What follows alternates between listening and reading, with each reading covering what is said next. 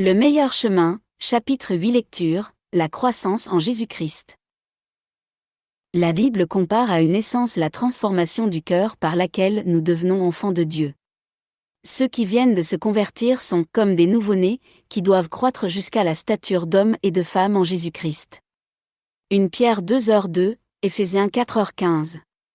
Cette transformation est aussi comparée à la germination de la bonne semence jetée en terre par le cultivateur.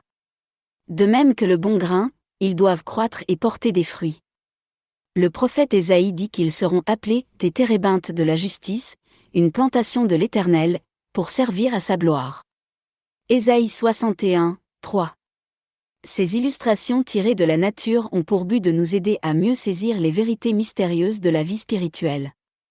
LMC 65.1. Toute la sagesse et tout le génie de l'homme sont impuissants à créer la vie. C'est seulement par la vie que le Créateur leur donne que les plantes et les animaux subsistent. De même aussi, c'est uniquement par l'Esprit de Dieu que la vie nouvelle est engendrée dans le cœur des hommes. À moins d'être né d'en haut, Jean 3h3, nul ne peut participer à la vie que Jésus-Christ est venu donner. LMC 65.2. Il en est de la croissance comme de la vie. C'est Dieu qui change le bouton et la fleur en fruit. C'est par sa puissance que la semence se développe et qu'elle produit, d'abord l'herbe, puis l'épi, puis le grain tout formé dans l'épi. Marc 4h28. Le prophète Osée s'exprime ainsi au sujet d'Israël: il fleurira comme le lit, ils fleuriront comme la vigne. Osée 14h5, 7. Jésus, de son côté, nous exhorte à considérer comment croissent les lits. Luc 12h27.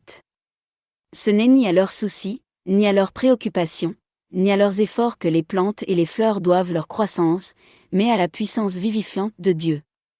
Par ses efforts ou son chagrin, l'enfant ne peut rien ajouter à sa taille. Votre zèle et vos labeurs sont tout aussi inutiles en ce qui concerne la croissance spirituelle. La plante et l'enfant croissent en s'incorporant les éléments nécessaires à leur subsistance, l'air, le soleil, la nourriture. Jésus. Christ est à ceux qui se confient en lui ce que ses dons de la nature sont à la vie végétale et à la vie animale. Il est leur lumière à toujours, il est un soleil et un bouclier. Ésaïe 60, 19, Psaume 84, 12, il sera pour Israël comme la rosée, il sera comme une pluie qui tombe sur un terrain fauché. Osée 14h05, Psaume 72, 6. Il est l'eau vive, le pain de Dieu, qui descend du ciel et qui donne la vie au monde. Jean 6h33. LMC 65.3. Par le don ineffable de son Fils, Dieu a entouré le monde entier d'une atmosphère de grâce tout aussi réelle que l'air qui circule autour de notre globe. Tous ceux qui consentent à respirer cette atmosphère vivifiante vivront et croîtront jusqu'à la stature d'hommes et de femmes en Jésus-Christ. LMC 66.1. De même que la fleur se tourne vers le soleil dont les rayons assurent la symétrie et la perfection, de même nous devons nous tourner vers le soleil de justice dont la lumière céleste brillera sur nous et transformera nos caractères à la ressemblance de celui de Jésus-Christ. LMC 66.2. C'est l'enseignement que donne Jésus quand il dit « Demeurez en moi, et je demeurerai en vous ». Comme le sarment ne peut de lui-même porter du fruit, s'il ne demeure attaché au CEP, ainsi vous ne le pouvez non plus, si vous ne demeurez en moi. Sans moi vous ne pouvez rien faire. Jean 15h4, 5. Pour vivre saintement, vous dépendez tout aussi complètement de Jésus-Christ que le sarment dépend du CEP pour croître et fructifier. Hors de lui, vous êtes sans vie, vous n'avez aucune force pour résister à la tentation ou pour croître en grâce et en sainteté. En demeurant en lui, en tirant de lui votre vie, vous prospérerez, et vous n'aurez à redouter ni sécheresse, ni stérilité. Vous serez comme un arbre planté près d'un cours d'eau. LMC 66.3. Bien des gens s'imaginent ne voir accomplir eux-mêmes une partie de cette œuvre. Ils ont eu confiance en Jésus-Christ pour le pardon de leurs péchés, mais ensuite, ils veulent faire le bien par leurs propres efforts. Toute tentative de cette espèce est condamnée à un échec. Jésus dit, « Sans moi vous ne pouvez rien faire. » Notre développement, notre joie, notre utilité, tout dépend de notre union avec le Sauveur. C'est en étant en communion avec lui chaque jour et à chaque heure, c'est en demeurant en lui que nous pourrons croître en grâce. Non seulement il suscite notre foi, mais il l'amène à la perfection. Jésus est le premier et le dernier, toujours, en tout et partout. Il doit être avec nous, non seulement au commencement et à la fin de notre pèlerinage, mais à chaque pas du chemin. David dit, « J'ai constamment l'Éternel sous mes yeux, quand il est à ma droite, je ne chancelle pas. » Psaume 16h8. LMC 67.1. Comment puis-je demeurer en Jésus-Christ, demanderez-vous. De la même manière que vous l'avez reçu. Comme vous avez reçu le Seigneur Jésus-Christ, marchez en lui. Mon juste vivra par la foi. Colossiens 2h6, Hébreux 10h38. Vous vous êtes donné à Dieu pour le servir et lui obéir, et vous avez pris Jésus pour votre Sauveur. Vous ne pouviez vous-même faire propitiation pour vos péchés, ni changer votre cœur, mais vous étant donné à Dieu, vous avez cru qu'il faisait tout cela pour vous, par amour pour Jésus.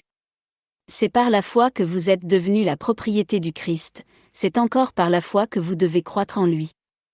Vous devez tout donner, votre cœur, votre volonté, votre service, et vous devez tout prendre, Jésus-Christ, la plénitude de toute bénédiction, votre force, votre justice, votre soutien éternel.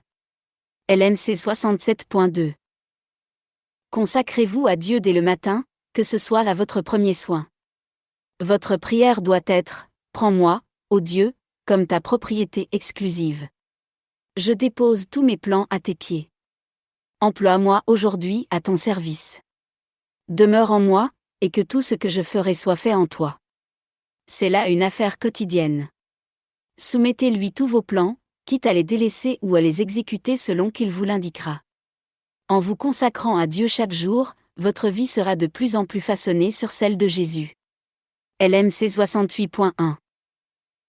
La vie en Christ se caractérise par une confiance tranquille et durable. Exempte peut-être d'extase, elle est néanmoins remplie de paix et de sérénité. Votre espérance ne repose pas sur vous-même, mais sur Jésus-Christ.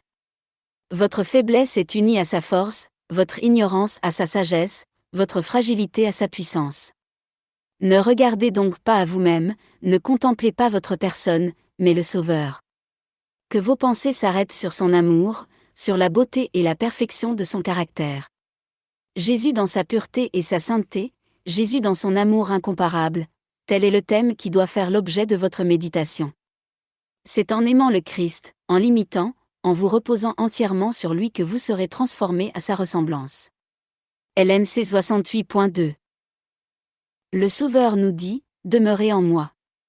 Ces paroles expriment l'idée de repos, de stabilité, de confiance. Jésus nous adresse aussi cette invitation « Venez à moi, et je vous donnerai du repos ». Matthieu 11h28. Le psalmiste exprime la même pensée, garde le silence devant l'Éternel et espère en lui. Et Ésaïe nous donne cette assurance, c'est dans la tranquillité et le repos que sera votre salut. Psaume 37, 7, Ésaïe 30, 15. Ce repos n'est pas l'inaction. Dans les paroles du Sauveur, la promesse du repos est jointe à l'invitation au travail, prenez mon joug sur vous, et vous trouverez du repos. Matthieu 11h28, 29. Celui qui se repose le plus complètement sur le Seigneur travaillera aussi avec le plus de zèle et d'ardeur à son service. LMC 68.3. Quand votre esprit s'arrête sur le « moi », il se détourne de Jésus, la source de toute force et de toute vie. De là l'effort constant de Satan pour détourner vos regards du Sauveur et vous priver ainsi de sa communion. Il s'efforcera de vous distraire de l'objet de votre contemplation par les plaisirs du monde, par les soucis, les soins et les tristesses de la vie, par les fautes ou ruis, ou même par vos propres fautes et imperfections. Ne vous laissez donc pas prendre à ces pièges. Plusieurs personnes, réellement consciencieuses et désireuses de vivre pour Dieu, sont trop souvent amenées par l'ennemi à s'arrêter sur leurs fautes et leurs faiblesses, en les séparant ainsi du Christ. Satan espère remporter la victoire. Ne faisons pas du « moi » le centre de nos pensées et ne nous laissons pas envahir par des craintes au sujet de notre salut. Tout cela nous détourne de la source de notre force. Remettez à Dieu la garde de votre âme et placez en lui votre confiance. Parlez de Jésus, faites-en le thème de vos méditations, que le moi se perde en lui. Bannissez les doutes, abandonnez vos craintes. Dites avec l'apôtre Paul, si je vis, ce n'est plus moi qui vis, c'est Christ qui vit en moi, si je vis. Maintenant dans la chair, je vis dans la foi au Fils de Dieu, qui m'a aimé et qui s'est livré lui-même pour moi. Galates 2h20. Reposez-vous en Dieu, il est à même de garder le dépôt que vous lui avez confié. Si vous voulez vous remettre entre ses mains, il vous rendra plus que vainqueur par celui qui vous a aimé. LMC 69.1. Quand Jésus-Christ revêtit la nature humaine, il se lia à l'humanité par des liens qu'aucune puissance, sauf la volonté de l'homme lui-même, ne peut rompre. Nous induire à briser ces liens, nous porter à nous séparer volontairement de Jésus, sera le but constant des séductions de Satan. C'est sur ce point que nous avons besoin de veiller, de combattre, de prier, afin que rien ne nous amène à choisir un autre maître, ce que nous sommes toujours libres de faire. Si nous avons les yeux constamment fixés sur Jésus, il nous gardera. En regardant à lui, nous sommes en sûreté. Rien ne peut nous arracher de sa main. En le contemplant sans cesse, nous sommes transformés en la même image, de gloire en gloire, par l'Esprit du Seigneur. 2 Corinthiens 3h18. LMC 70.1. C'est ainsi que les premiers disciples parvinrent à la ressemblance du Sauveur. Quand ils entendirent ces paroles, ils sentirent qu'il avait besoin de lui. Ils le cherchèrent, le trouvèrent et le suivirent.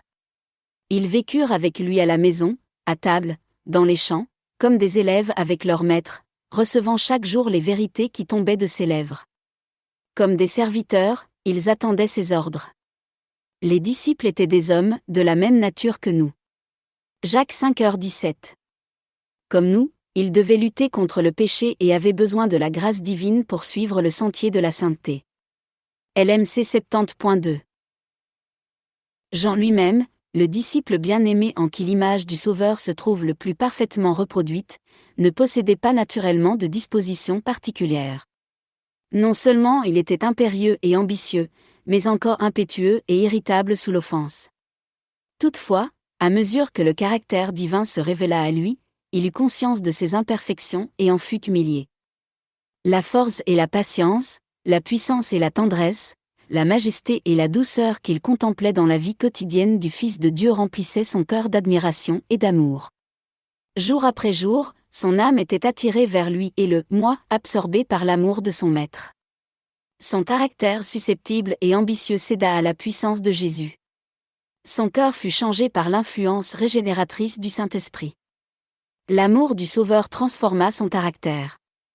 C'est là le résultat certain de l'union avec Jésus. Il renouvelle tout l'être de celui dans le cœur duquel il habite. Son esprit et son amour touchent le cœur, subjuguent l'âme et élèvent les pensées et les désirs vers le Dieu du ciel. LMC 70.3. Après l'ascension du Christ, ses disciples conservèrent le sentiment de sa présence. C'était une présence personnelle, pleine d'amour et de lumière. Le doux maître qui avait marché, conversé et prié avec eux, qui avait adressé à leur cœur des paroles de consolation et d'espérance, avait été enlevé du milieu d'eux pour s'en aller au ciel. Pendant que son message de paix était encore sur ses lèvres et que les accents de sa voix frappaient encore leurs oreilles, « Voici, je suis avec vous tous les jours, jusqu'à la fin du monde » Matthieu 28, 20, il avait été accueilli par une nuée d'anges et était monté au ciel revêtu de notre humanité. Les disciples savaient que devant le trône de Dieu il était toujours leur ami et leur sauveur. Ils savaient que sa sympathie n'avait pas varié et qu'il s'identifiait toujours avec l'humanité souffrante. En montrant ses mains et ses pieds percés devant son Père. Jésus rappelait à quel prix il les avait rachetés. Les disciples savaient qu'il était monté au ciel leur préparer des places et qu'il reviendrait les prendre avec lui. LMC 71.1. Ils se réunirent après l'ascension, impatients de présenter au Père leurs requêtes au nom de Jésus. Respectueusement prosternés dans l'attitude de la prière, ils répétèrent ces paroles, « Ce que vous demanderez au Père, il vous le donnera en mon nom. Demandez, et vous recevrez, afin que votre joie soit parfaite. » Jean 16h23, 24. Avec une pleine assurance, ils s'écrièrent, « Christ est mort, bien plus, il est ressuscité, il est à la droite de Dieu, et il intercède pour nous. Romains 8h34. À la Pentecôte, ils reçurent le Consolateur au sujet duquel Jésus avait dit « Il sera en vous », ajoutant « Il vous est avantageux que je m'en aille, car si je ne m'en vais pas, le Consolateur ne viendra pas vers vous, mais, si je m'en vais, je vous l'enverrai. » Jean 14h17, 16h07. À partir de ce moment, Jésus allait demeurer à toujours par son esprit dans le cœur de ses disciples. Aussi leur union avec lui était-elle plus intime qu'au jour où il était personnellement au milieu d'eux. La lumière, l'amour et la puissance de Jésus les transfiguraient, et ceux qui les voyaient étaient dans l'étonnement, et les reconnaissaient, pour avoir été avec Jésus. Actes 4h13. LMC 72.1. Tout ce que le Christ a été pour ses premiers disciples, il désire l'être aujourd'hui pour ses enfants. Il affirme dans sa dernière prière, faite au milieu du petit groupe des 11, « Ce n'est pas pour eux seulement que je prie, mais encore pour ceux qui croiront en moi par leur parole. » Jean 17h20. LMC 72.2. Jésus a prié pour nous, et il a demandé que nous soyons un avec lui comme il est lui-même un avec le Père. Union sublime. Le Sauveur a parlé de lui-même en ces termes, « Le Fils ne peut rien faire de lui-même, le Père, qui demeure en moi, accomplit ses œuvres. » Jean 5h19, 14h10. Si donc Jésus-Christ demeure dans nos cœurs, il produira en nous le vouloir et le faire, selon son bon plaisir. Philippiens 2h13. Nous agirons comme il a agi, nous manifesterons le même esprit, et ainsi, l'aimant et demeurant en lui, nous croîtrons à tous égards en celui qui est le chef, Christ. Éphésiens 4h15. LMC 73.1.